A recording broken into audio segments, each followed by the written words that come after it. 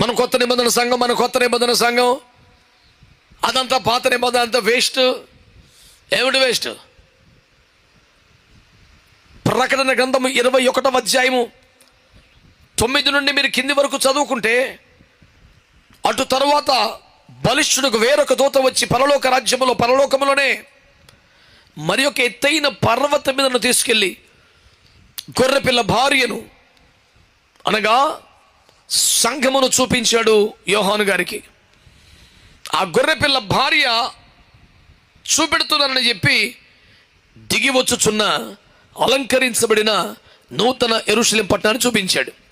గొర్రెపిల్ల భార్యను చూపెడతానని పట్టణాన్ని చూపెట్టాడు. ఏమిటబ్బా అని గమనిస్తూ ఉంటే, మొదట పునాదులను చూపించాడు.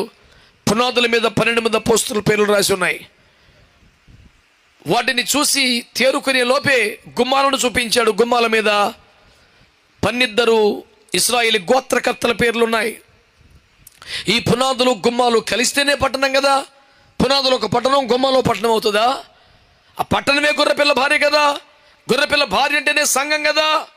ప్రకటన 19వ అధ్యాయం 6 నుంచి 8 వచనాల మధ్య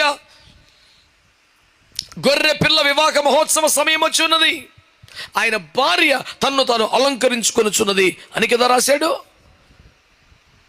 గొర్రెపిల్ల వివాహ మహోత్సవానికి సిద్ధపరచబడుతున్నాడు. సంఘ కన్యకల గురించి మాట్లాడాడు. సంఘమే గొర్రెపిల్ల భార్య అయితే, గొర్రెపిల్ల భార్య ఈ పట్టణమును చూపించాడు కదా.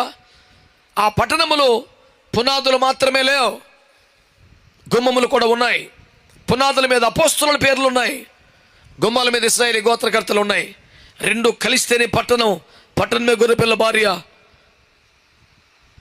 గొర్రెపిల్ల వివాహ మహోత్సవంలో నుంచే, గొర్రెపిల్ల భార్యలో నుంచే నువ్వు పాత నిబంధన పరిశుద్ధులను వేరు చేయలేనప్పుడు అదంతా పాత వ్యవహారంగా వ్యర్థమైందిగా మాట్లాడడం అపరిపక్వ, అడ్డగోలు, పిల్లకాయ బోధని తీవ్రంగా దాన్ని ఖండిస్తూ బైబిల్ సారాంశములో